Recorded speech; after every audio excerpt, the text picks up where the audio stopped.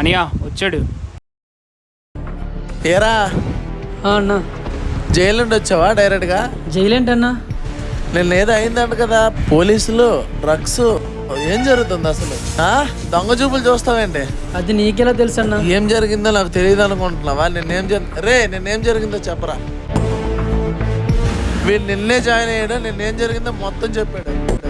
నువ్వు ఇలాంటి పనులు చేస్తే షడ్డకి రాకు, వెళ్ళిపోయి ఇక్కడి నుంచి. అన్నా ఒక్కసారి నేను చెప్పేది వినన్నా.